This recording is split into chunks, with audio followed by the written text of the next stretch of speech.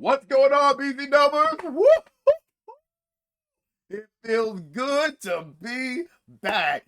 I am the longest reigning BCW World Champ of all time. Some may say, I want to say it myself, some may say the greatest BCW World Champ of all time. But now, I am proud to say that I am one half of the BCW World Champion. That's what I'm talking about. Hey, both of us ended up beating Alex at Backlash, predicting the exact same thing. We did not plan that ahead of time. Nope. Just kind of happened. We're great minds. Great minds think alike. And now we had said it in the pod that in the event that this happened, we would both be the BCW World Champion until a tiebreaker can happen. And we have a lot of opportunities for tiebreakers coming up. Yeah. We got both Saturday Night Main Event, Clash in Italy. Like AEW has a show coming up. Shows coming up, yeah. So we have places where we're gonna tie break, but for right now, for the record books, unlike WWE, we'll have it marked down that we are technically both right now co-champions, the BCW World Champion. Yeah, I will say, I'm not gonna lie, and I'm not trying to set you up for a promo here. When Backlash happened, you were on stage, so you weren't able to see it. I saw it live, so the second I saw Seth Rollins lose to Braun Breaker, I said, "Oh my gosh, me and Jordan are BCW World Champion." And so I went to go get the belt. I haven't touched it. We haven't touched the belt since Mania. We lost it. We haven't touched the belt since Mania. I walked in there, and I grabbed it, and I put it on my shoulder. I'm like, I'm not gonna lie, it feels different. Like, I haven't held it in a long time, and I just want to say it's an honor and a privilege to, even though I am co-champion, to once again be BCW World Champion. A channel we started. It feels good to rep the people. Yeah. It feels good to rep you all back home, and I get what you're saying. Like, the first time I had put that title on was when I just walked in here to record them, and it felt just like I remembered it. You know, like I remembered it there. But hey, I had a historic reign. It came to an end at the grandest stage in the mall, and now I'm co-champion. We're here for you people, and hey man, look, whichever of us wins it next, I think the people are excited. I'm excited to see where the title reign goes from here, but we're not here to talk about that for right now. Just letting y'all know what's going to happen. Soon there will be a tiebreaker. We will discuss that, but today we actually have a special episode for the people if you want to explain. Oh, yeah, a little non-conventional episode of the BCW podcast. Today we are going to be determining, since a lot of you might be wondering, hey Brian, hey Jordan, who's y'all's favorite wrestler? I know you talk about the Balors of the world a lot, and the Rey and the Dom Mysterios and Sky Blue. Yeah, and we may do individual videos talking about our personal favorite wrestlers, but today we wanted to do something where we decide as a collective unit, as the BCW World Champions, who is BCW's favorite male wrestler. There will be another one for the females. Oh, absolutely. And you know what? You didn't even agree to this. I just thought of this now. Whoever wins this tournament, we're gonna get a little poster. We're gonna go halfsies. We're gonna get a little poster. We're gonna put it up back there for you. If it's Raheem, he's already. If it's Raheem, it don't. Or like Balor, it don't count. I already got one. It don't count. It don't count. Oba's not on there, so. But I have an Oba poster. I know. Oh yeah, we did. Oba's not on the bracket. We have to change the bracket. Yeah. Save us some money, put Oba. Put Oba over.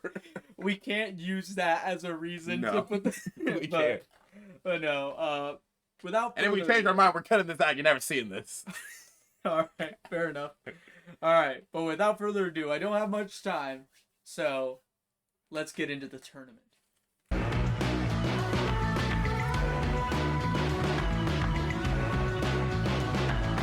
BC. And here we are, BC Dubbers. We have the official tournament bracket to find BCW's favorite male wrestler. Like we said, we'll do another one for the ladies at another time. Absolutely. This was not chosen by us. We chose the wrestlers who were involved, but we completely randomized it. So, like, as you see, some people got to skip around, got a free pass. Yeah. We did not choose those. We thought to make it fair, we would just continuously hit random shuffle until we just stopped. I think it was like 7 times about. Yeah, we shuffled it 7 times, so the seating is completely random. We have 20 of our favorite wrestlers. If we missed any, we'll cry about it later. But for now, this is what we've got. This is what we have to work with. I can't believe you don't know Stone Cold Steve Austin. He would have hit this list forward. What? Backwards. What? Sideways. What? Frontways. What? Two-handed. What? One-handed. What? No-handed. What? We're 23. He's too old for us to have seen him. We didn't grow up with him. Yeah. We're too young, youthful, beautiful. At least I'm beautiful. You're beautiful as well. Shout out. Stop coming on to me and let's come on this list. All right. What? Okay. We'll make out later. All right. Shout out. Anyway, first matchup we've got here. You want to start up there, brother? Well, might as well go in order. Yeah, I'm just asking for you. All right, now kind of some parameters to be set. This is all opinionated. We are not saying who is the best professional wrestler on this list. Oh no, because if that was the case, it's that right there. Like if that was the case, it'd be that and then where's Michaels? Michaels would also be up there. Triple threat match, yeah. It would be a triple threat at the end, and we already know the 3 who are gonna make it. If not, I think it's him. Personal. That's my personal opinion. I am super hard stuck between him and Michaels personally. With Kurt Angle being close, obviously, none of them is like a takeaway sprint off. Yeah. But I'm like, it like genuinely depends on the day. Like there are some days that I'll say Shawn Michaels down, and that I think people are forgetting just how good Danielson was. Exactly. Genuinely how good he was. But hey, let's get into it. All right, but a little parameters.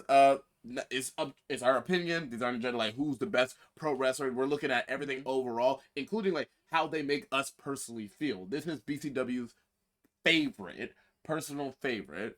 So just keep that in mind. There are going to be some that we're going to have to argue to the other person about. Yeah. Under the baseline that we love all 20 of the dudes here.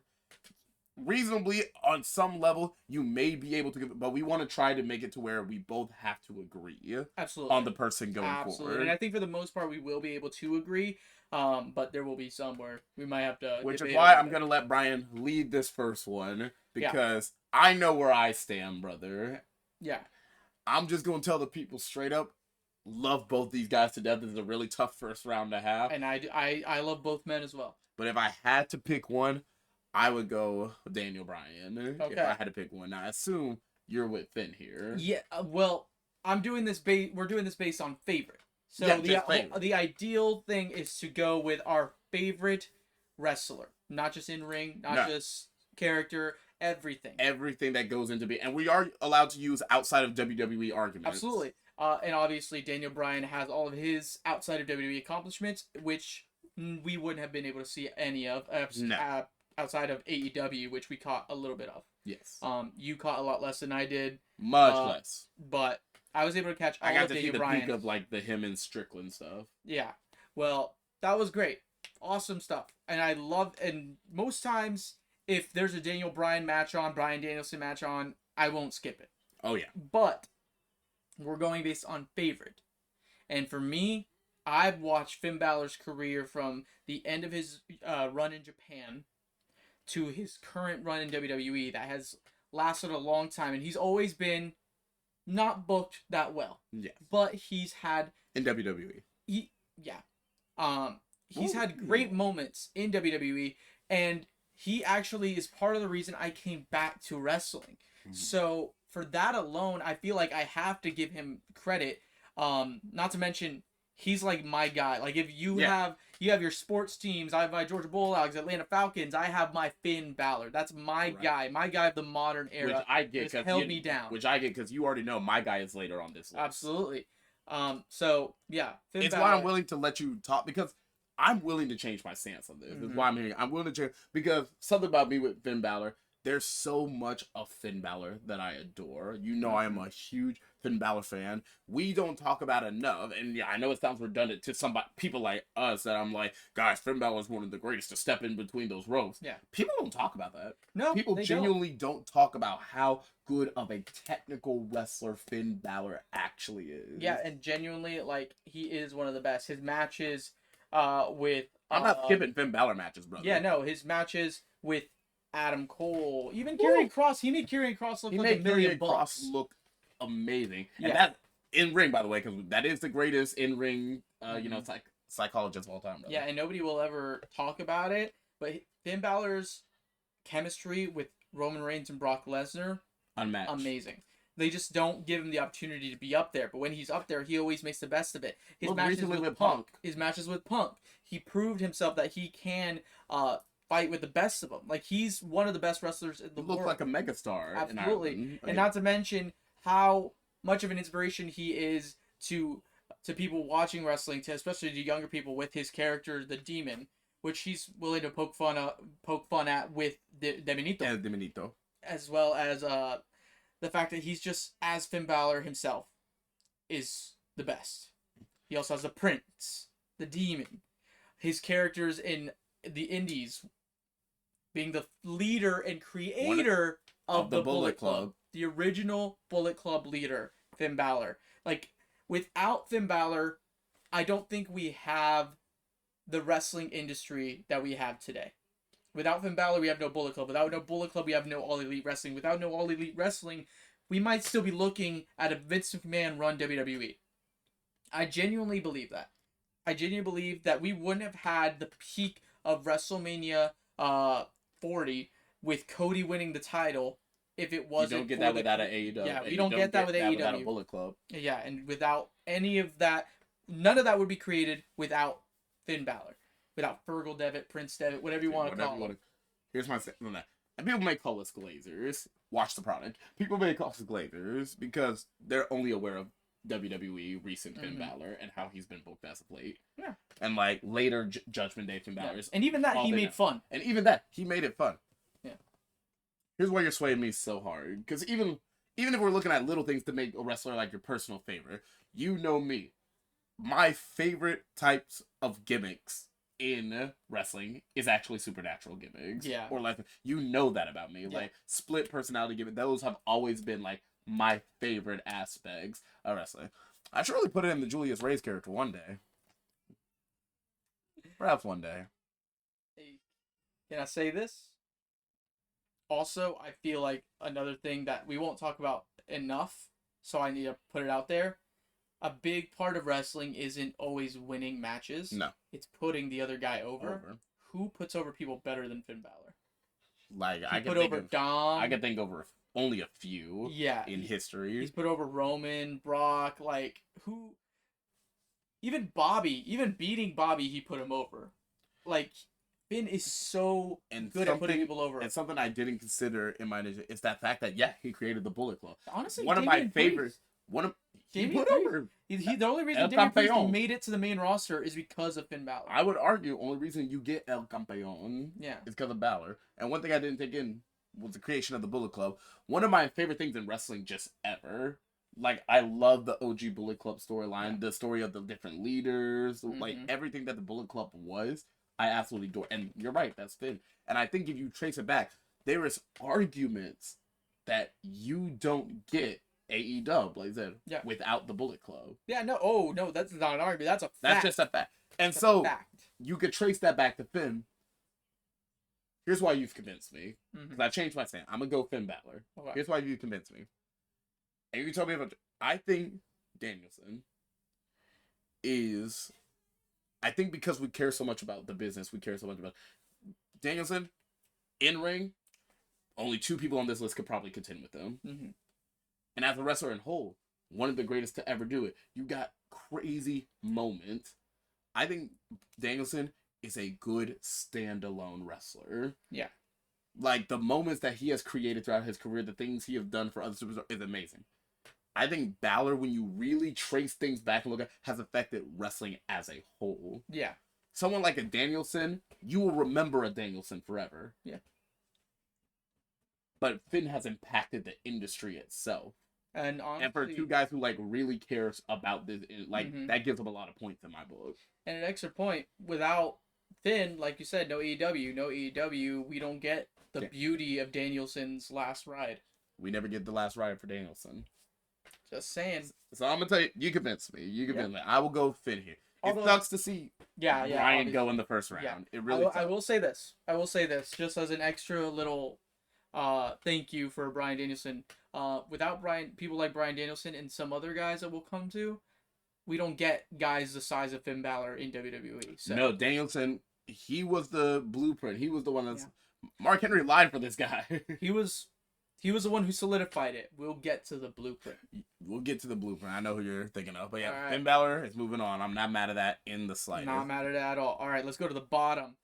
And the guy I was talking about, the blueprint of... And so then I said to Seth Rollins, hey, it's you versus me in the match of BCW. Favorite wrestler. I'm ready. And... Homie. Nigga.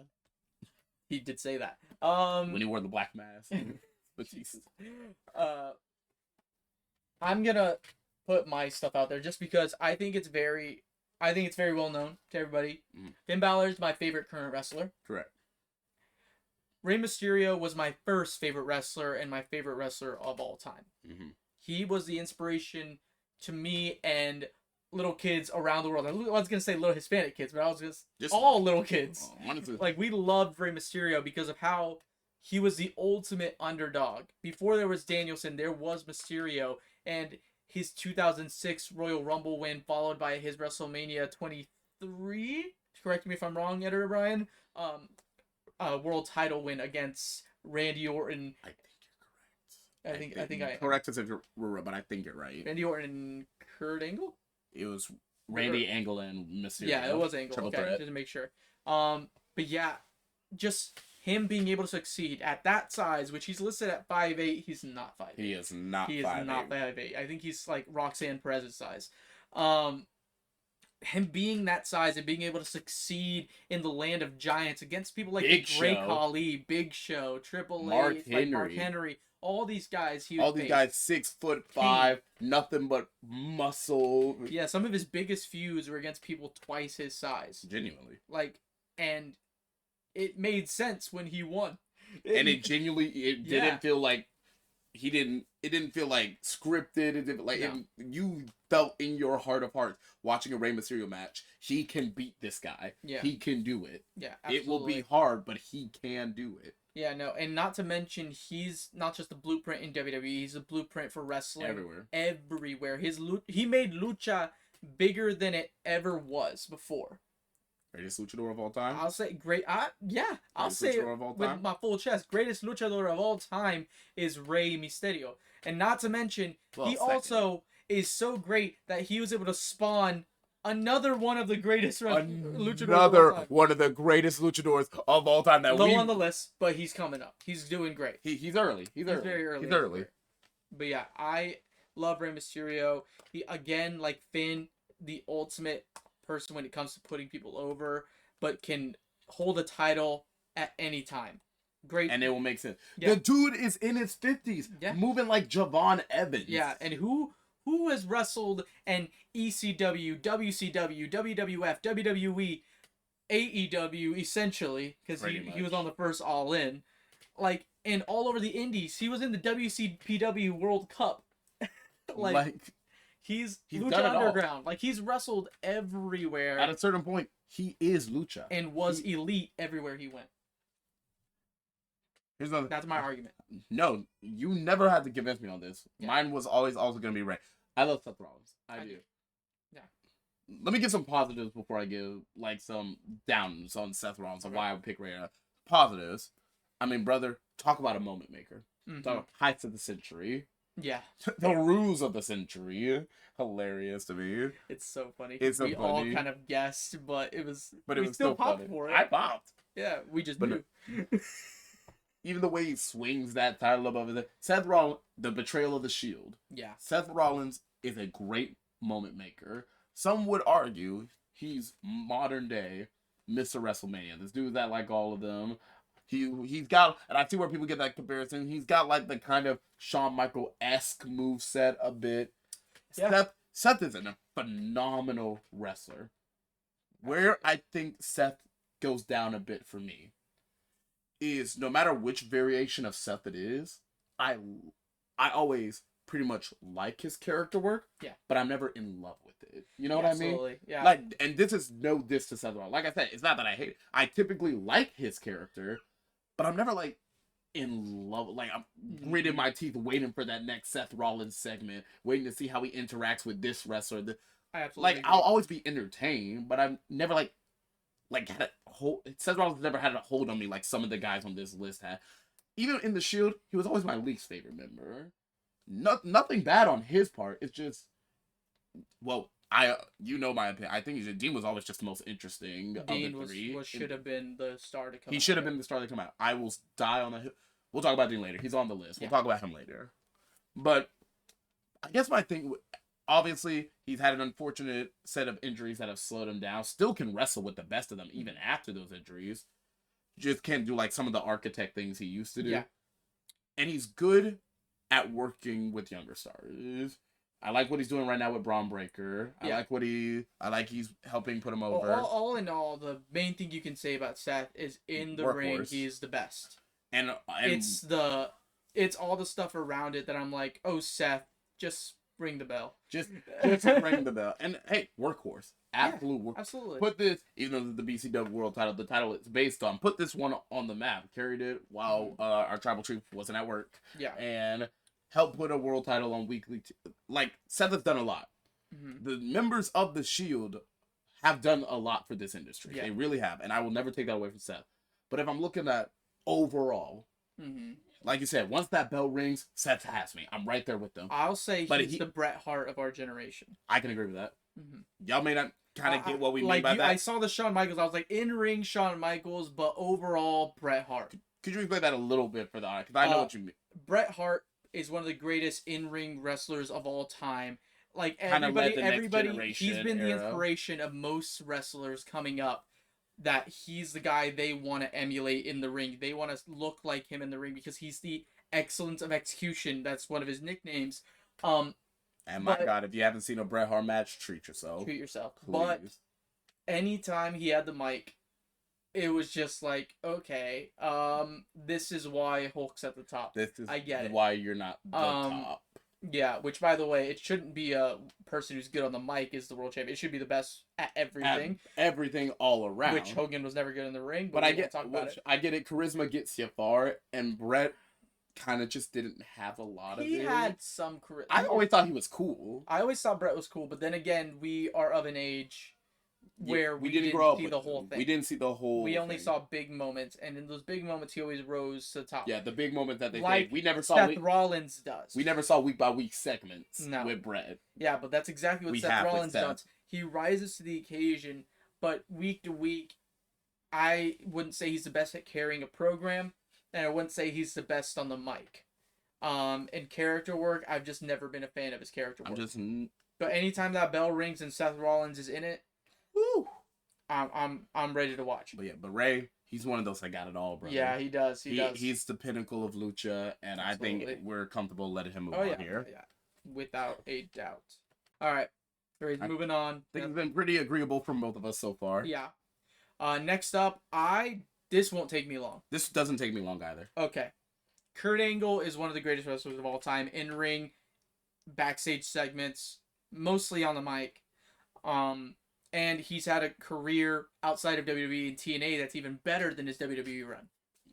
He's genuinely an inspiration for a lot of different kind of wrestlers, like a Chad Gable. The technical, almost Olympic-like chain wrestling. The amateur style wrestling. He really brought it to the forefront in WWE. And made it fun.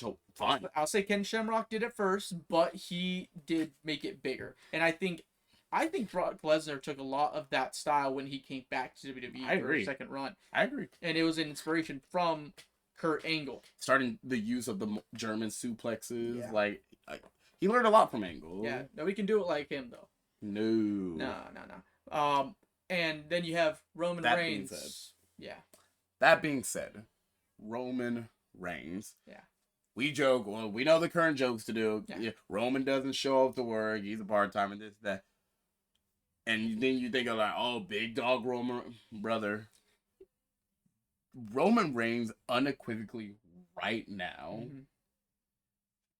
and you can maybe say a Cody Rhodes at points. You can say, I don't know if there is a bigger star than a Roman Reigns. No, in they the haven't. world of pro wrestling. Roman Reigns and Cody are the last stars they made, and they have yet to get Cody to the point. They've yet to get Cody to the point of Roman. Because here's the thing about Cody.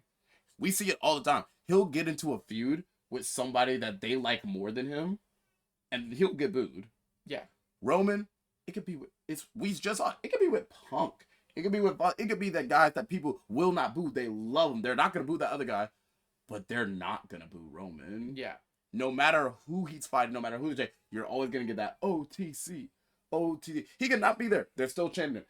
Roman Reigns, and it all harkens back. I know we get tired of it now as fans who have gone through it and seen it, but the OG Bloodline saga, for that long, extensive period, genuinely, I'll save it. I assume we're both going to Roman Reigns.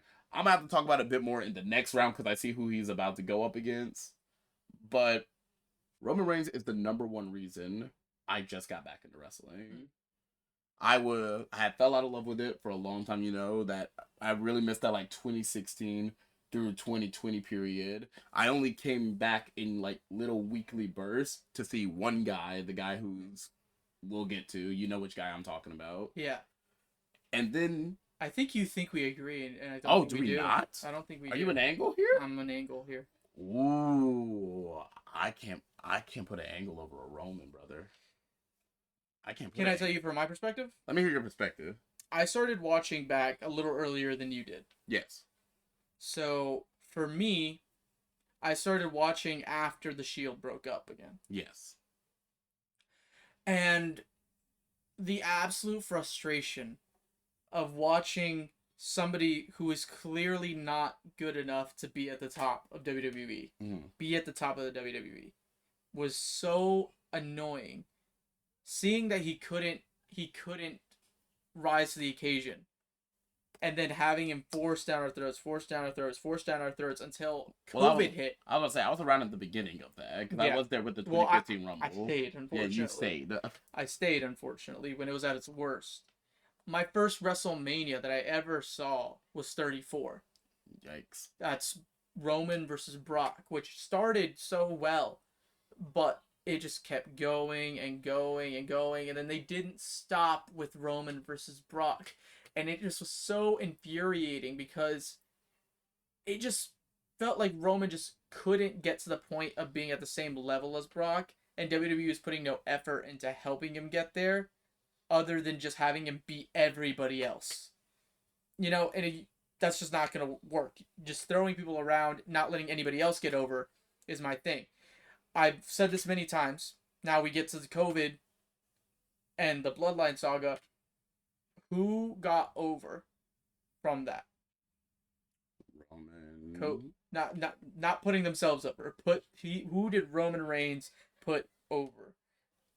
Cody.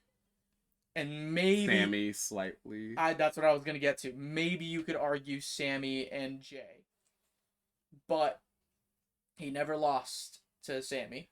No. He never got his shoulders pinned to the mat for Sammy. And Jay, he had to pin him in a tag match. It's just one of those things that Roman, he has one thing, and he pushes that one thing. And when it was the big dog, it was bad from the beginning, and it stayed bad till the end. And then he told us he had cancer, and we were like, oh, shit. And then he came back, and he had a hint of that badass, what's he gonna do next feel when he had Paul Heyman. The beginning of the tribal chief. And then he slowly became the tribal chief after burying the Fiend. Hey, we don't have to talk about that. It happened. Goldberg did it first. The Fiend was already buried at that point. No, oh no, you're right. The Fiend was already buried at that point. But that was the killing blow. It really was. No, I think the killing blow was Hell in a Cell with Seth Rollins. That was the killing blow. Was that after? That was before. That was before? Oh, so you're saying the Fiend was already dead by the time? The Fiend was already dead by the time Roman got to him. I disagree only because I think the Fiend had a renaissance in 2020. Is that when Alexa came into play? That was later. That was at the end of that. That was 21. Yes. But 2019, they killed the Fiend's main event and then the Fiend came back and was looking even better, and then he won the Universal Championship, the blue one. Made it that stupid belt. Yeah, I think that was that point, and basically got buried by Roman alongside Braun Strowman. And, yes, that was basically his kind of return. Yeah, exactly, and it was so bad. But yeah, he came back, did the Tribal Chief thing. I really think Sammy and Jay were a big part of getting that whole gimmick over. In my opinion, I love the Tribal Chief. I love the early Tribal Chief especially. But in my opinion, the only reason the Bloodline got as big as it did is because of the performances early on of Jey Uso. I think later on, Jey Uso became a detriment, and Roman Reigns ended up carrying the Bloodline, and he did. He was amazing as the Tribal Chief. But over time, for me, Roman Reigns has become more of a headache, not just because he doesn't show up. Like, that's one of those things that I'm like, I actually kind of want Roman to go away sometimes and just be a special attractions. But week to week, he just kind of does the same thing. He becomes the blueprint of how to open the show. If they don't know how to open a show, they'll just be like, Roman go Roman. If they don't know how to close the show, send Roman out there. Yeah, make it look like somebody's going to beat Roman. Like, it just, I don't know. It feels like he had a really good run in, like, the early to mid Bloodline. Before the Bloodline became stale and everybody was like, okay, this story is about Cody now. Let's forget about the Bloodline, what they're doing. If I could push back a little. Yeah. If I could push back, come from my perspective. Yeah. Earliest Roman Reigns we remember, obviously, because I actually didn't watch his NXT stuff. I don't think. Oh, it wasn't good. Yeah. It wasn't good, but yeah. I think early. It wasn't Roman either. It was like Lee. I don't know. It was something. Joanna White. Not even. It was weird. I think back to the earliest moments of Roman, and obviously my brain goes to the Shield. Yeah. I think when they had him play the very specific role he played in the Shield, yeah, he was at his best. The guy you tag in last for a hot tag, keep him out of the ring for that long, but he's the big strong guy. The guy didn't say words. You already had the mouthpiece in Dean. The guy who just comes there, maybe says a one-liner, keeps it pushing. Mm-hmm. And I very much enjoyed that Roman. Yeah. Like I said, it's fine. Then we got Big Dog Roman. And my God, was it frustrating. One of the worst characters of all time. He beat The Undertaker at WrestleMania, and as a babyface, went out and said, "It's my yard now." It's my yard After an old man barely was able to walk out of the ring. He was getting booed, brother. Sometimes you gotta let him know it's your yard. But they wanted him to get cheered. He was a babyface. He was, allegedly. Then we get to Tribal Chief Roman. Yeah. I want to push back on a little of what you said. And kind of what... I think we just look at it through rose-tinted glasses. We really do. I don't think I do specifically. Okay. I don't think I do specifically, because more specifically, I wasn't there. I had to go back and get all the week-by-week stuff, which is very easy. Oh, they give you those highlights. Oh, my God. No, brother. I watched it all. They're very easy to find because everyone recorded everything of the Bloodline saga. Yeah. Netflix used to help. They don't have weekly television. My thing with Roman is Tribal Chief Roman, and why I hold him in such a high regard is a part of wrestling that I don't think gets talked about enough. And a part of wrestling that means a lot to me, as much as like someone's moveset in the ring, like it still happens in the ring, is what I make fun of Karrion Kross for. It's that in-ring psychology. It's that in-ring storytelling. Oh yeah. In-ring psychology is great. Roman, to me, and maybe I'll get heat for this, I don't know. Roman, to me, in-ring psychology and in-ring storytelling, he's one of the best to do it, brother. Okay, I thought you were about to say something crazy. Wait, what did you think I was going to say? I thought you were going to say better than the guy he's going against right now. In in-ring psychology? In-ring psychology and storytelling? Better than Kurt Angle? Are we remembering the same angle? Kurt fucking Angle? Are we remembering the same angle? Are you serious? Have you watched his stuff? Brother, I love Kurt Angle. Yeah, Kurt Angle is one of the best in the world at in-ring storytelling. He literally tells every match he has a story inside of it. The only reason that it might look a little different to you is because WWE likes to push the drama of the story outside of the match, while Kurt Angle's telling a story of struggle. I thought you would appreciate it as a UFC fan. Oh, I do. Believe me. He tells stories of the body breaking down. He tells stories in a completely different way from Roman. I think Roman puts away the kind of selling he needs to be doing sometimes for the benefit of a dramatic moment, while Kurt Angle uses that. And maybe I just really like a dramatic moment, brother. I don't know. There's so many moments of Roman. No, dude. There are so many moments I think back of Roman and the facial expression, the story that he's telling us. I'm so sorry. Can I say this? Say it. Your love for Roman is from one particular point, starting from late 2020, start of the Bloodline, to now. There's a lot of breaks in between because there's a lot of breaks in goes, and that's Roman. That's all you have of Roman. Kurt Angle has been since 2000 and I think it's 2001, 2000, something like that. Because he won realistically though, I also may be a bit sour on Kurt Angle because now I get to bring my TNA stuff into this. Oh, because it's bad groups. TNA Kurt Angle was something to behold, brother. It was some of the most infuriating storytelling I have ever seen. Oh, you're thinking of his TNA storytelling then. Oh no, not as it's WWE, but I also have Kurt Angle in TNA, just much like you have the later half of the Big Dog that I wasn't there for, directly. I have TNA Kurt Angle. Brother. I will say I will respect what people did outside of WWE. The only thing is I don't know how much of the negative I want to hit him with from outside WWE, because of the fact that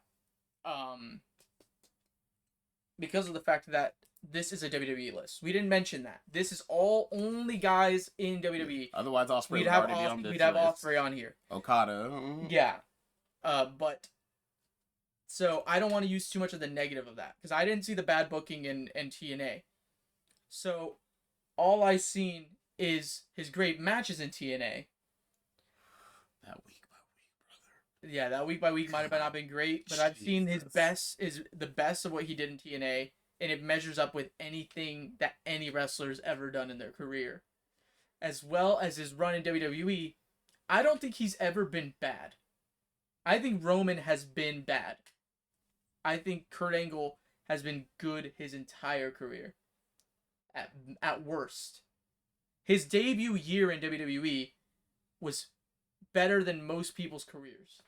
Yes. I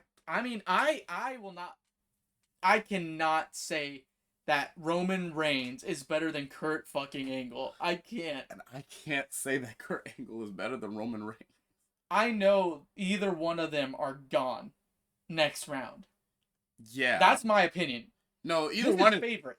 No, this is favorite. That's what either one of them is gone by next round. Yeah. And sorry to spoil the list for you. I have a disdain for Roman Reigns now. So I really don't. I'm tired of seeing him, and I can't justify putting somebody as our favorite wrestler to the next round if one of us dislikes him. Can I just say that too? He's one of the people that I looked at on the list and I was like, oh yeah, no, I don't like them. You weren't here for Impact Kurt Angle, brother. Well, this is a WWE list. This is a WWE list, brother. That's just me. I personally don't like Roman. And you know what? I'll be honest right now of who the other person I don't like. I don't like Triple H. I don't like Triple H.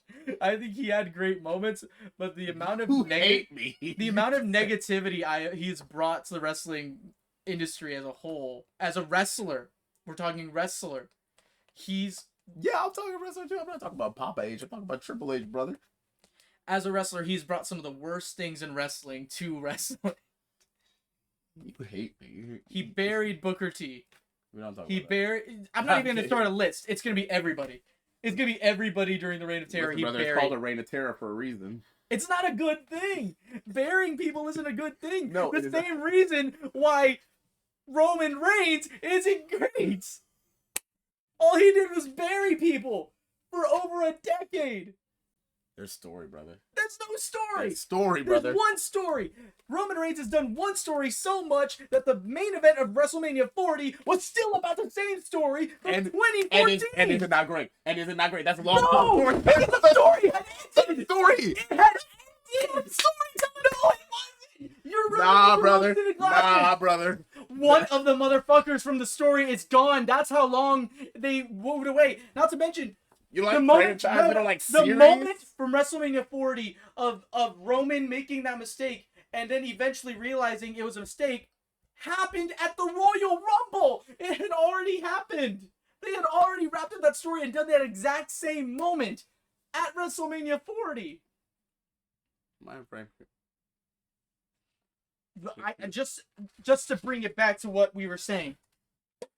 Again, this is a list of determining who is BCW's favorite wrestler. With the amount of disdain I have in my heart for Roman Reigns. Do you hate Kurt Angle? Do you hate Yes! What? Yes! I hate Roman Reigns. I respect him in the ring, but I think you should be able to tell by the way I root for wrestling. I can see it. Anytime we watch a Roman Reigns match, have you not noticed how much I don't want him to win? And brother, you know what? We could put Kurt Angle forward. He's not going far. I just couldn't let you convince me to do Roman over Kurt Angle. We can put Kurt Angle forward, brother. We can put Kurt Angle forward. All right. And you know what? Later on, you could. I think you have a better chance of convincing me with Triple H over Roman Reigns. Listen, brother. I'm not gonna lie to you. Listen, brother.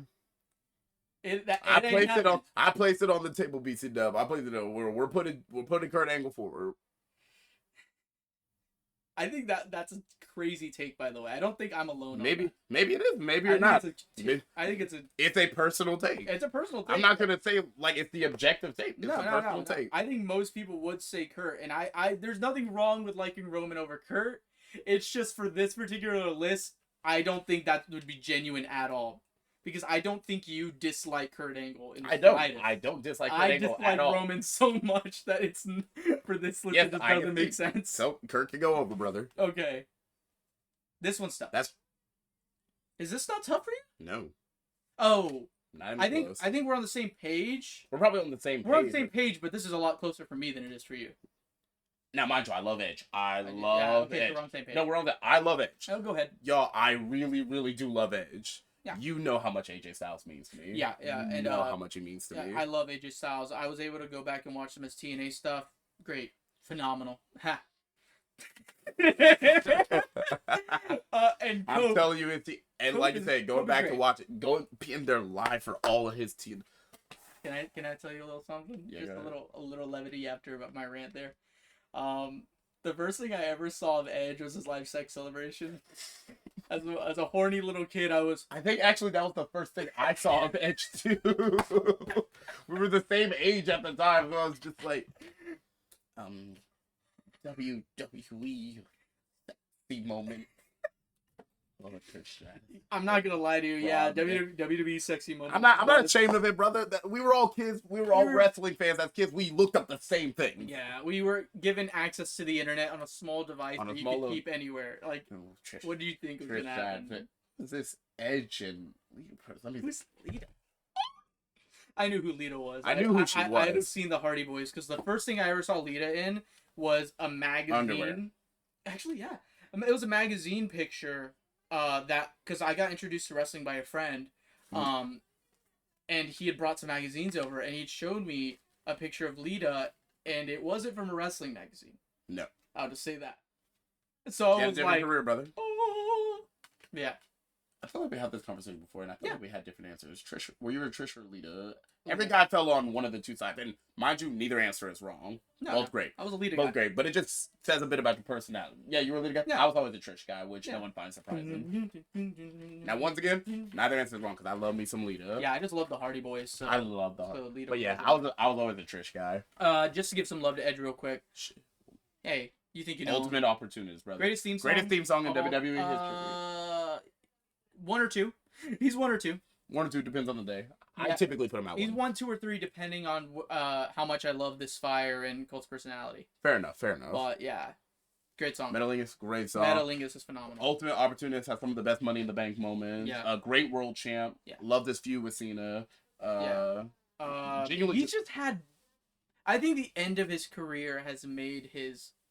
like some of his stuff in AEW and some of the stuff at the end of his WWE run kind of brought down the mystique of Edge a little bit. I think so. Yeah, but I'll never forget his Royal Rumble return, or either one actually, 2010 and either one. Yeah, they were both great. But I love Edge. Lots of love for him. His Cena feud was great. Like I used to watch. We never got them at Mania. I used to watch their highlights all the time, and the fact that exactly, that we never got a return of the both of them at the same time. It's kind of crazy, dude. Yeah, insane. But yeah. Shout out to Edge. Yeah, we'll see. Shout out Bronson Reed. Shout out Bronson Reed. All right. So now I would like to start here.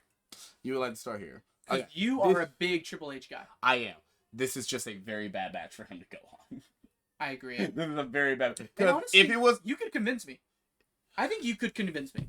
Do you want to try to convince me, or you? Well, no, that's the thing. Why you don't want to? This is a bad round for me. If it was mostly anyone else on this list, I would have started trying to convince you about Triple H. Okay. But you know how I feel about Cody. Let me at least talk good about Triple H. Let me talk. Go ahead. I have good things to say. Because no, you did not say anything wrong about Triple H. No, he did a lot of terrible things. He did a lot of terrible things with the business. The Reign of Terror, like I said, not really a brag. The Reign of Terror is not really a brag. No. I think where my love for Triple H comes is right when I was first getting into wrestling. Got into wrestling by accident, by clicking through TV channels. Back where I was, Nickelodeon was channel 28, right? Uh-huh. And USA was where Raw was at the time, was channel 27. Mm-hmm. I was trying to go to Nickelodeon, and then I accidentally went to 27. I went one before, right? Yeah. And like they were in the middle of a match. I don't even remember the match I was watching, but it was in the middle of the match, and I was like, what's going on here? Yeah. And it kept me for the rest of the show. Oh, yeah. And I can't remember what edition of Raw it was, but Triple H was actually there. I remember I think where my love of Triple H comes from is just because, once again, this is a personal list, is as a kid, just how fucking cool I thought Triple H was. That's valid. I thought this guy was one of the coolest people walking the planet. Whenever he would come out, do the water bottle, it's all about the game. And now you have the cerebral assassin. Yeah. His build, like, genuinely for me, when it comes to Triple H, completely natural. Sorry. Well, yeah, brother. Can't you still see it? I guess. Anyway. But I think literally what it comes down for me for Triple H is he reminds me of a time when I wasn't thinking about the business. And I know that sounds weird, but do you get what I mean by that? Yeah, no. Like, why he lands in my personal, he reminds me of the time where I wasn't like, oh, he's burying this, he's doing that, the politics, bad. Like, I was just a kid, I'm watching wrestling, and this was my guy. Now, naturally, as I don't think surprises anyone, I'm better now, I naturally just really went towards the heels. I was always just naturally drawn towards the heels. Yeah. And at the time, he was portrayed as one of the biggest to do it. Mm-hmm. And so, like, I genuinely just have a fondness and love for Triple H. That being said, though, I said he was number one. I'm wrong.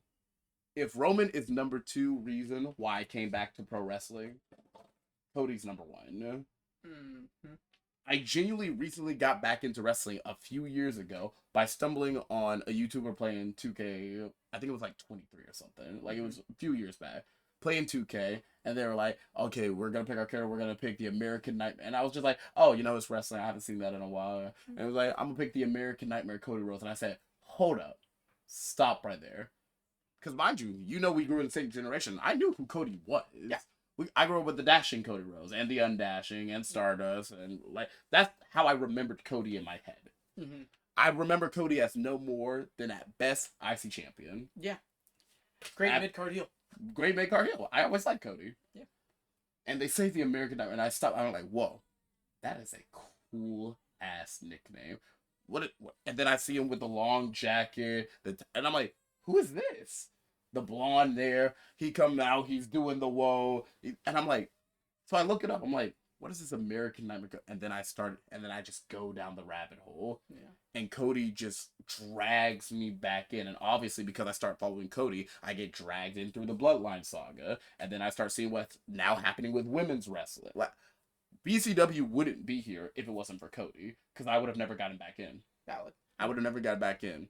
So that's a personal attachment I have to Cody. Yeah. And then, just talk about work rate, brother. I get it. People are getting tired of Cody being in the position he's in, and that is completely valid. Yeah. But what I'm not gonna let people say, and what I've seen people saying, is that Cody's bad in ring. Cody can't cut a promo. Like, are there some Cody promos that annoy me slightly? Yeah, sure, whatever. He's not gonna. Nope. Not everyone cuts 100% good promos all the time. Mm-hmm. Not everyone is, Rock,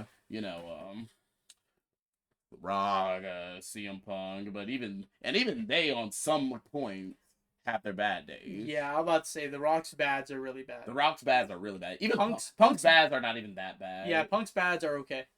Genuinely, any Punk's bads are genuinely just that was okay. Yeah, I threw my phone when I ranted. By the way, let me go grab it. Keep going. Listen, brother, you really hated Roman Reigns. I don't know what to tell you. And you know what? I didn't realize there was so much Roman hatred. That point that you made about Triple H and Roman Reigns is exactly why I told you you could convince me about Triple H, but you couldn't convince me about Roman. Is because I watched Roman when I was a teenager, when I knew about wrestling in the backstage. What was going on. So my frustration around Roman was just amplified by the fact that I knew they were favoriting Roman and over everyone else. And burying the people I liked, the people I loved, and they never got over, and they would find their way out of WWE because of it. I mean, look, you bring me back. I have frustrations. Triple H is objectively worse when it comes to that time period, but I was a kid. I didn't think about it. I just watched it for the love of it, and I hated Triple H because he was a heel. And I love Triple H because he was a heel. Yeah. Not to mention, I thought D-Generation X was just so cool. Yeah, I loved him and Sean. Yeah. I thought D-Generation X was so cool, and and it helped that he was always next to my favorite wrestler of the time, which was Shawn Michaels. Yeah.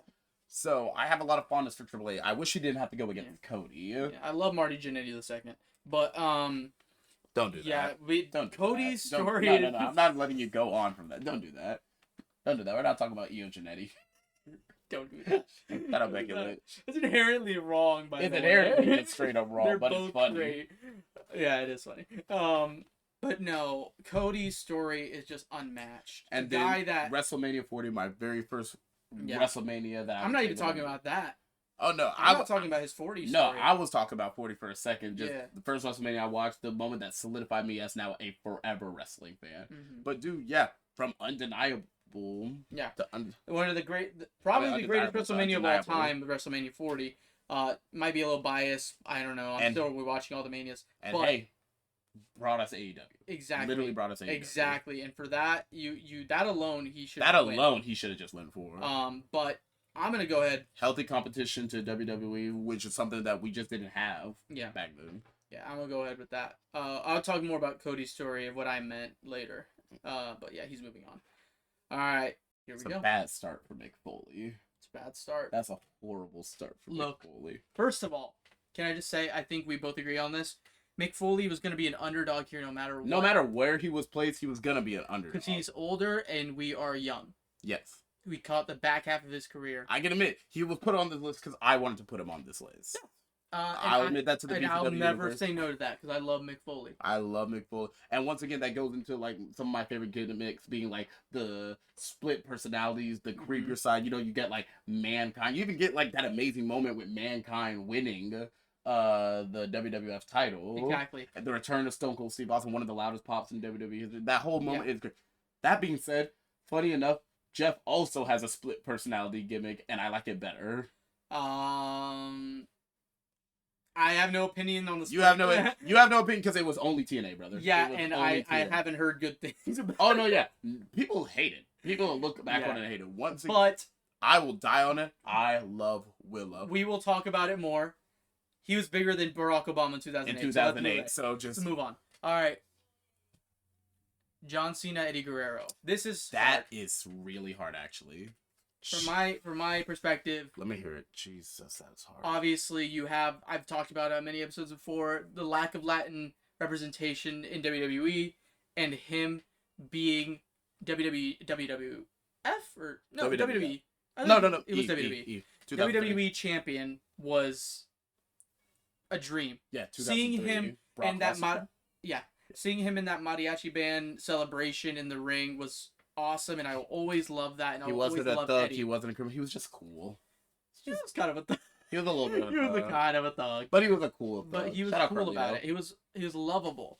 And he set up a lot to happen for Latinos in wrestling, and for that alone, I will always love him.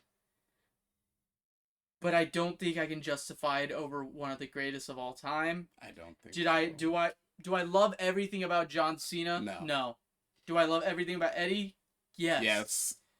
But Eddie's run was just so short. His life was just so short. Cut far too short. And for that reason, I don't think I can say Eddie here. Yeah, I have one of the greatest of all time. I'm sure we'll talk about him a bit more. Literally one of the GOATs. But yeah. I think we both agree here. Yeah, I'm taking Cena there. Yeah. Sorry for Guerrero. I love you, Eddie. And you also gave us that Dom. Eddie. You also gave us Dom. We'll talk about. And we'll talk about it now, because here is Christian, or with Christian Cage or Christian, whatever you want to say, versus Dominic Mysterio. I'll go ahead and start since I know he has stuff to say about Dominic Mysterio. I loved Edge and Christian. I loved the Hardy Boys. I even loved the Dudleys. But Edge and Christian changed tag team wrestling in that feud. And then Christian would go on to become my favorite mid-carder.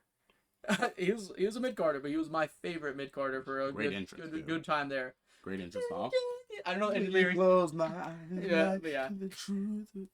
Hitting the switch was so cool back in the day. It was. This is just it was easy to hit too. Pure childhood, just joy was watching Christian, and his feud with Randy Orton in 2011. It doesn't get the credit it deserves because it also happened at the same time as Punk's Summer.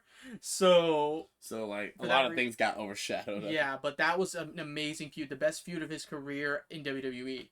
And then he had his time in TNA, which I've always heat great things about. I've always seen matches. I only have great things from his time in TNA. I've only seen matches, but those matches were great. They were. Christian Cage, great heel run too, right? Yeah. Yeah. But yeah, Christian has been amazing everywhere he's gone. He just has never gotten the love that he should have gotten. Never gotten the love that Edge got. Yeah, and I will never understand that because I always thought Christian was better. I always liked Christian better.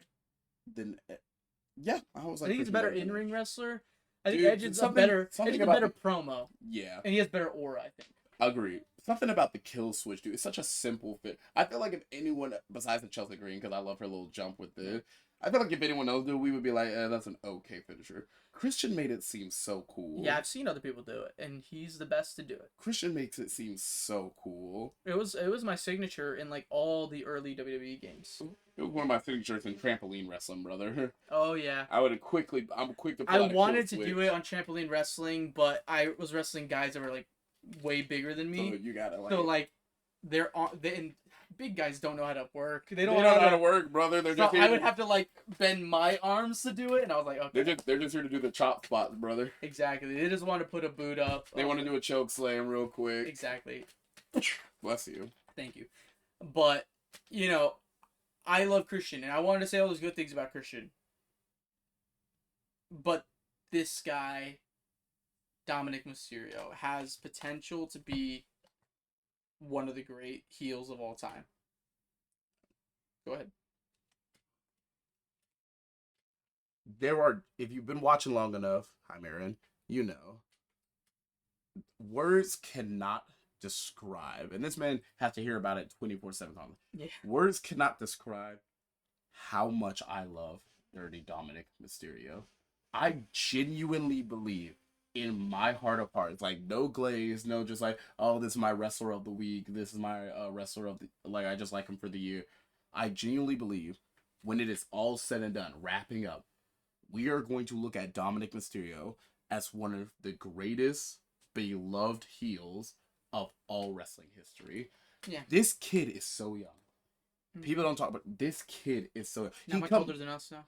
Not much older than us. He comes into the business, right? Mm-hmm. And it looks like it's going to be dead from the start because the video essay is going to come, y'all. I have so much to say about Dominic Mysterio. Yeah. I'm going to keep it concise, though. After the wedding. The video essay is going to come after the wedding, boys. Dominic Mysterio comes into the business, and it looks like it's going to be dead on arrival because they're making a mistake. They're just playing that he's Mysterio's son. That's his whole character. He's Mysterio's kid. Yeah. Didn't help. He looks a lot better now that he grew out his hair and the mustache. Didn't help that he literally had a baby face and flipped down. Kind of looked like the Rizzler a little bit. I'm not even gonna lie. A little bit. But he comes in and you're like, I mean, okay, this kid's okay in the ring, I guess. But you know what? He's always gonna be next to his pop, so it's gonna be okay. Yeah. That Dom was never gonna go anywhere. And they realized that. Mm-hmm. And they course corrected in one of the greatest course corrections I've seen in history. Pairing him up with Rhea Ripley and the Judgment Day at the time. Break up the Judgment Day. But pairing him up with I don't know if that's a hot take. Go ahead and... You like the Judgment Day, brother? I don't mind the Judgment Day still being a thing now. I think a truly Dom-led Judgment Day would be great. I agree. Yeah. Lapton's out, though. Yeah. Get him away from that group. They're going to feud for the next 8 months. I know. But yeah. Dom... Yeah, I'm going to keep it concise. Dom gets paired with Rhea. Mm-hmm. And genuinely, I believe, finds himself as a heel. Yeah. Away from his boss to Shadow. And now, he has become so... He's reached near... I'm not going to say he's fully there yet, because he's still climbing.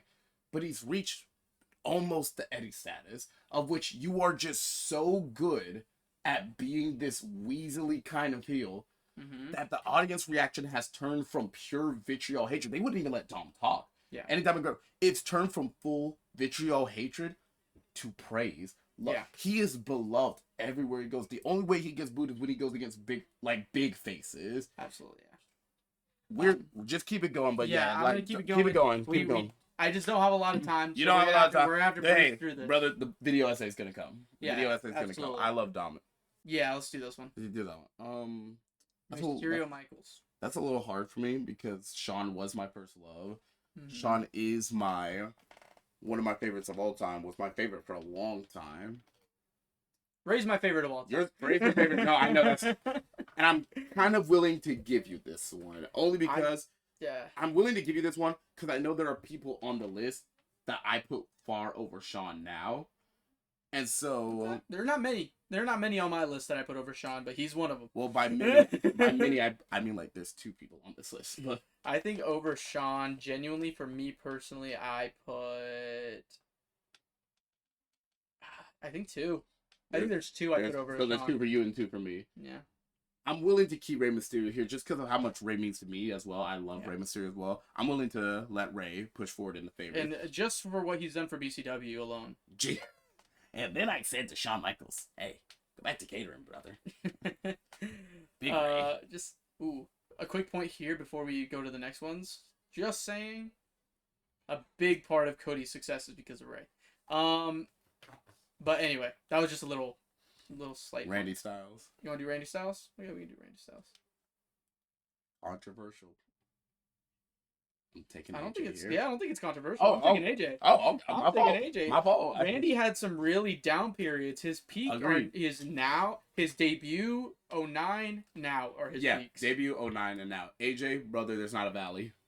Yeah, no. It's just all peaks, brother. Maybe a little bit towards the end when they weren't booking him and he was getting injured a lot. Yeah. But I think he turns it around. His best is better than Randy's best, and his worst is better than Randy's worst. Agreed. So, yeah.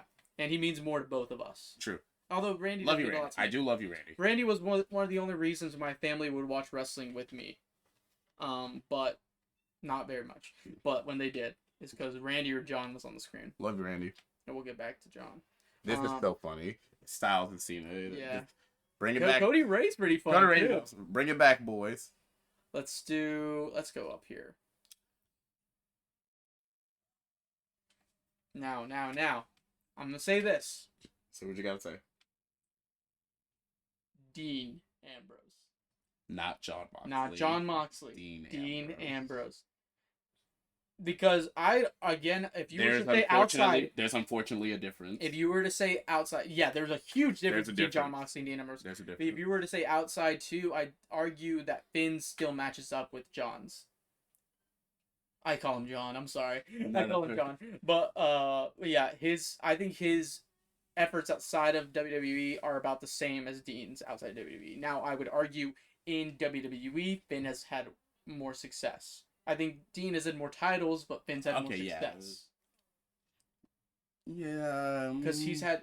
Think of the great stories that Dean's been a part of. Like, the great moments. Beating the Shield. The Shield. The night that all 3 members of the Shield held the world title. It's just... He beat his Brock Lesnar, SmackDown right? run... No, he lost. He lost that one? Yeah, he lost, and it was a terrible match. And it was... No, I remember it being... I was just like... But at least he beat... His first run with the WWE title... It was fun. It was fairly... I would even go as far to say it was good. But I can't argue... This was before, like... When Vince took Psycho Lunatic as, like, Fringe. Lunatic Fringe? This was before Lunatic Fringe. Yeah, I know. Yeah, Dean was great, but Dean was always great because we were like, oh, the potential. The potential. He should have been the star. It should have been him. And to an extent, Finn's like that too, except I feel like Finn made things better than Dean did. That's just my opinion. I'm not mad at that. I'm genuinely not mad at that. Like I said, Moxley and Dean Ambrose are 2 different cases. Yeah. Dean was always my favorite member of the Shield. We had both. Well, he was both of our favorite members. Yeah. And we had both agreed he was always the one that should have been the star. But unfortunately, he was the one that for some reason Vince saw the least potential out of. Yeah. These are very similar men. These are very similar men. It's funny they're going against each other. If I had to pick for this, I would go Balor. Yeah. Specifically because, like I said, if I was taking Jon Moxley into account, I would argue with you on this. Yeah, no. If it was Jon Moxley into account, there would be definitely more of an argument. But I think without Jon Moxley and just Finn Balor versus Dean Ambrose, I think the worst of Dean is far worse. Far worse. Rather the gas mask alone. That was I'd argue that's worse than God. I agree. No, it is. It is. Than God helping Roman Reigns. I turned it off. I was like, this is dog shit. Bad. Yeah. Finn, at least the performances were good. Yeah. It's just the product itself was garbage. I go Finn. Except for Roman's looked at the sky. That pissed me off. Hey, that's called in-ring psychology, brother. Kurt Angle would never. Kurt Angle versus Bray Wyatt. We already had this discussion. Bray Wyatt. If it's favorites, we're going Bray. If we're going favorites, Bray. We're young. That's my main argument. We're young. We're young. And he's my favorite of all time, so... Yeah, it's his favorite of all time. I'm not willing to... Much like your Finn Balor, this is my Finn Balor. I'm not arguing against that, because it's his favorite of all time. It's one of my top guys, and one of the guys that really kept me interested. There's very few people that have made me interested to watch week to week. The Fiend kept me interested. The Fiend kept me invested. Every character he's ever had. Genuine. I will die on this hill. The most creative wrestler of all time. Yeah, I don't care. Absolutely. Not WWE. The most creative wrestler of all time. Jeff wants that to be him so much, and it's not. Jeff really does. Let's talk about it. What do you want to talk about? Look, I love Cody. Okay. I love Cody a lot. And his story is beautiful. The being in WWE, but not being treated like he had potential. He was always second fiddle to the mid-carders. Mm-hmm. I feel like a lot of his greatness, like I said before, of his first run came from Ray. That Ray feud really made him look like $100. And that Ray feud that created Undashing Cody Rhodes is the best work he did in his first run. Correct. Then obviously he had the Dusty story, which that was mostly the greatness of the Shield story. And then he goes outside of WWE, has his stuff going on, and he does great. He creates All Elite Wrestling, all that. Which, by the way, Ray's a part of that too. First all in. Just saying. He comes back, has a great story. Nobody can take that away from him. Phenomenal. Amazing. He finished his story. And that's Cody's career. Ray's career spans a lifetime and a half. When I was editing earlier, we asked a question where we said, has Rey Mysterio been wrestling longer than Randy Orton's been alive? And we were exaggerating, but we weren't far off. I remember it's not far off. He debuted when Randy Orton was 9 years old. Mm-hmm. And Randy Orton is looked at the same level as Rey Mysterio because of how long and how great Rey has been. Longevity, obviously. In-ring talent. I think Rey's a better wrestler than Cody. That's just me. That's not wrong. Okay. I'm glad you agree. That's not a hot take. Obviously, Ray's never been the best on the mic. No. I'll say that. Ray's never been the best on the mic. That's part of the joke that you make. It's part of the joke that his cadence is very easy to replicate. Yeah. And then I said to Batista, hey, we're in a black mask, brother. Okay. You know what that means? But just so we won't... I got them on my side. And they were, to be fair. They were, to be fair. We love Rey Mysterio. I feel like that's very common. No, we love the Rey. But we also love Raheem. We love Raheem, and I do love Cody, but if I was going all-time favorite... If I'm going all-time favorite, you know who to put forward. You got time. You've got time. Not much time, but you got time. He's got some time left. He's got some time. If he outlasts you, I swear to God... then that's just bad. That's not entirely impossible that Ray outlasts Cody, because Cody doesn't want to wrestle that long. He said like 5 years or so. He might last. Ray might outlast Cody. We might get Rey Mysterio versus Dominic Mysterio for the WWE Championship. I wouldn't be mad. I wouldn't be mad. Final match, put him over, kid. Yeah. But yeah, we're going Ray. We're going right here. Okay. Shout out Cody though. Shout out Cody. I do love Cody. Let's go to the top. Finn, Jeff. This is tough for me. It's tough for me, but I'm not gonna lie to you. I think this might be where Balor runs in. I think this might be where Balor's run comes to an end. I'm willing to have that. We can have the conversation. Yeah. We can have the conversation. Yeah, it's gonna be a short conversation. No, it's gonna be short. Go in 10 minutes. Okay, hear me out. The sheer cultural impact of Jeff Hardy has to be studied. Yeah. 2008, like I said, bigger than Obama. There were two big people in the world in 2008. It was Obama, and then at the top was Jeff Hardy. Okay. His impact on a generation of wrestling fans, like the more alternative and like punk scene that like he brought them into wrestling. His impact on high flying wrestling, his just general impact, and like obviously he went through a lot of struggles too. Him overcoming his demons, coming back, tag team wrestling. What the Hardy Boys did for tag team wrestling. Not just, I know we're just looking mostly at WWE. You should have mentioned his demons. You should have mentioned it. Well, bro, that reminded me of the worst of him. Okay. The worst of Hardy is so bad. He has one of the worst matches of all time. Against whom? Sting. Yeah, where was that? TNA. That was peaks. That was like peaks. No, I know what I was just saying. That's what I'm saying. Mostly WWE list, brother. Okay. We use that same argument like against Kurt Angle where a lot of his bad took place. Okay. Because I'm not gonna lie to you. Yeah, that was one of the worst things that I've ever seen, and one of the I was scared watching that match for Hardy. Yeah, it was tough. It was real tough. And once again, I'll put that in TNA. His problems that got him kicked out of WWE were just. That's the only thing that like gets me is like. Yeah, he's the only one. valleys. The person has ruined Jeff Hardy's career is Jeff Hardy. He's had some valleys. But when I think of the peaks, brother, I'm just going to realistically say it. And I'm going to leave it there because I know it's... I'm going to leave it. I just think the heights of Jeff Hardy and the impact of Jeff Hardy are just bigger than the impacts of a Finn Balor. It's early on in his career. I still think Balor has 10 years. I think Balor has another 10 years. Balor can still go. He's 40. Brother. Balor can still go. He can have that Ray time schedule, bro. But no, I'll give it to you. Only because I have that love for Jeff, but I don't think Jeff is going very far because of how much he has disappointed me in the past. No, I understand that.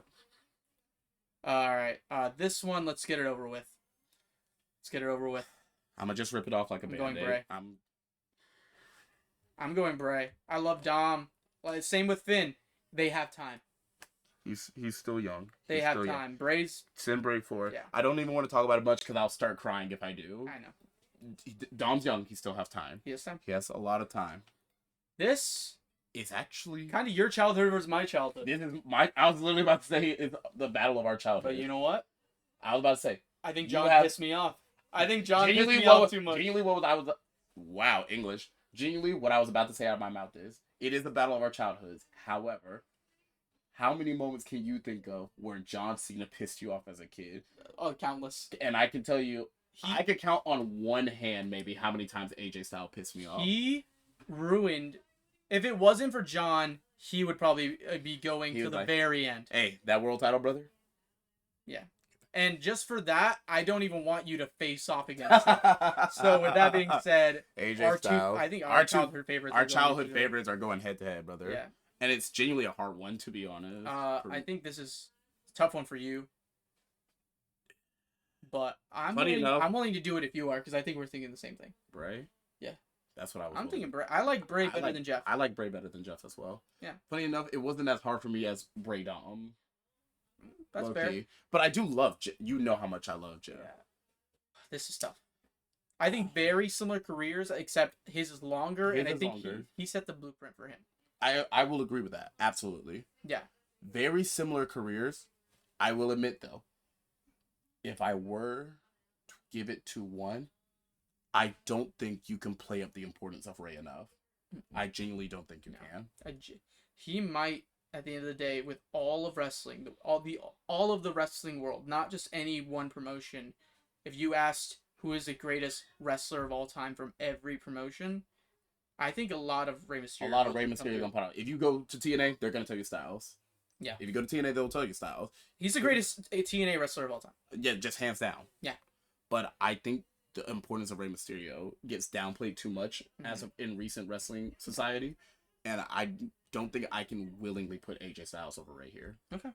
This is gonna be a weird final. It's a very weird final, but I think I know my answer. This is literally me versus you. It is, but I do think I know my answer. I fear that our answers are the opposite. Really? Maybe. On three. Okay. One, two, three. Ray. Really? I did not think. Here's my thing. Okay. Here's my thing with Bray Wyatt. Bray Wyatt's my favorite wrestler of all time, and I'll keep it short because I know you have to. Bray Wyatt's my favorite wrestler of all time, and I will die on the hill. The most creative wrestler of all time. He was one of the few things able to pull me in. I don't think there has been anyone yet. Hopefully, I can maybe do a bit of it when I get to WWE, or at this point, put me in AEW. Honestly, yeah. At this point, put me in AEW. I'll fight on Collision. I was about to say, there's no one to this day or in previous that I think told stories like Bray Wyatt told stories. He had such a specific way of telling stories that spoke to my heart as a horror fan, spoke to my heart as like just genuinely a fan. It was so unique. Everything that it did, from Cult Leader to Firefly Funhouse to The Fiend. And like I said, funny enough, he's the reason that him and Taker were the reason that I love supernatural and split personality like characters. Valid. With that being said, his greatest impact, I think, is just too localized to WWE. Yeah, and unfortunately, it was a very short, due to his... Once again, much like Eddie, R.I.P. Bray Wyatt, R.I.P. Eddie Guerrero. Yeah, but I think both of them probably would have gone higher if it wasn't for their short lives. If, God bless his soul, if Bray was still here and he had an even longer career, he could have been the winner here. But I genuinely, like I said, and I don't like that it gets downplayed in wrestling society lately and how people see Rey. The importance and legacy and history of Rey Mysterio, I think, can't be understated. Yeah, the only wrestler in WWE history to be inducted into the Hall of Fame while still active. Edge did it only because he came back. Rey never left. So because of that, I might have to give it to Rey. And honestly, it makes sense for BCW. It makes sense for BCW. I'm not mad with the Rey poster hanging up back there. There you have it. BCW's favorite male wrestler is Rey Mysterio. There we go. I'm very happy. My favorite wrestler of all time is BCW's favorite wrestler. I'm happy. My favorite wrestler of all time made it to the finals. Yeah, and I would never argue with that. I think that's very valid. But yeah, there you have it. BCW's favorite wrestler of all time is Rey Mysterio. Come see us when we do the females. Oh, I'm excited for the women. I think there might be more debates there. I think there might be, actually. Well, that one when we have a lot more time. Yes, because there will be a lot to discuss. Absolutely. But hey, we love you, BCW Universe. Hold up, champ. Let's both hold up the title. Yeah. There we go. Your co-champions of BCW are over and out. BCW, BCW, BCW.